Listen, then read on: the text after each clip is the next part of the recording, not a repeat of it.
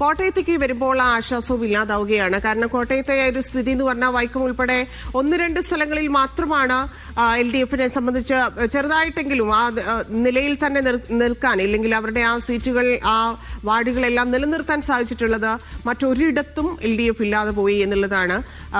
സഖ്യകക്ഷികളായിട്ടുള്ള ആളുകൾ, പ്രത്യേകിച്ച് നേതാക്കളുടെയൊക്കെ ഇടങ്ങളിൽ പോലും, ജോസ് കെ മാണിയെ പോലെയുള്ള നേതാക്കളുടെ ഇടങ്ങളിൽ പോലും ഒന്നുമല്ലാതായി പോയി LDF എന്നൊക്കെയുള്ള കാര്യങ്ങളുണ്ട്. കൂടുതൽ പരിശോധനകൾ LDF-ന് കോട്ടയത്ത് നടത്തേണ്ടതായിട്ട് വരും. ആ രീതിയിലാണ് ആ റിസൾട്ട് വന്നത്. UDF-നെ സംബന്ധിച്ച് അത് ഒരു എന്താ പറയാ, എല്ലായിടത്തും നിറഞ്ഞു നിൽക്കുന്നു. അതായത് ഇപ്പോൾ മുനിസിപ്പാലിറ്റി പരിശോധിക്കുകയാണെങ്കിലും പഞ്ചായത്തുകളാണെങ്കിലും ഗ്രാമപഞ്ചായത്തുകളിലേക്ക് പോവുകയാണെങ്കിലും എല്ലാ സ്ഥലങ്ങളിലേക്കും എത്താൻ സാധിച്ചു. ആ രീതിയിൽ അങ്ങനെ ഒരു വിജയത്തിലേക്ക് കോട്ടയത്തിന് എത്തിക്കാൻ സാധിച്ചു എന്നുള്ള ആ വിജയത്തിലാണ് UDF കോട്ടയത്ത് നിൽക്കുന്നതെന്ന് മനസ്സിലാക്കുന്നു. ജോസി ബാബു ചേരുന്നുണ്ട്. ജോസി, പറഞ്ഞതുപോലെ മറ്റൊന്നുമില്ല.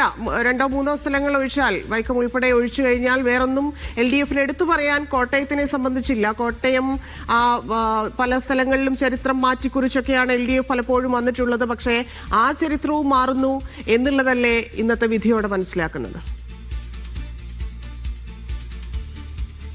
സംസ്ഥാനത്താകെ ആഞ്ഞടിച്ച UDF തരംഗത്തിൽ കോട്ടയത്തും ശക്തമായ തിരിച്ചുവരവാണ് UDF നടത്തിയത്. കോട്ടയം ജില്ലാ പഞ്ചായത്തിൽ ഭരണം പിടിക്കുവാൻ UDF-ന് കഴിഞ്ഞു. 16 സീറ്റുകൾ നേടിയാണ് UDF ഭരണം പിടിച്ചത്. ബ്ലോക്ക് പഞ്ചായത്തുകളിലും UDF മുന്നേറ്റമുണ്ടാക്കി. കഴിഞ്ഞ തവണ 1 സീറ്റ് മാത്രം നേടിയ സ്ഥാനത്ത് 9 സീറ്റുകൾ നേടിയാണ് ബ്ലോക്ക് പഞ്ചായത്തുകളിൽ ഭരണമുറപ്പിച്ചത്.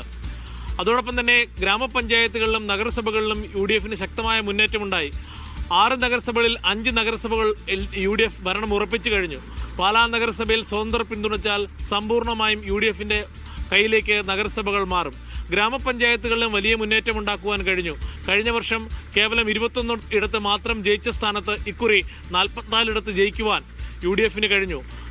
പുതുപ്പള്ളി അടക്കമുള്ള പഞ്ചായത്തുകൾ തിരികെ പിടിക്കുവാനും UDF-ന് കഴിഞ്ഞുവെന്നതും അഭിമാനകരമായ നേട്ടമായി വിലയിരുത്താം.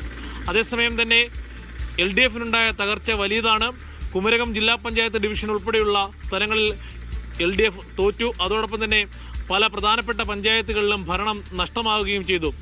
കൂടാതെ BJP-യും ജില്ലയിൽ സ്വാധീനമുറപ്പിക്കുന്ന കാഴ്ചയാണ് കണ്ടത്.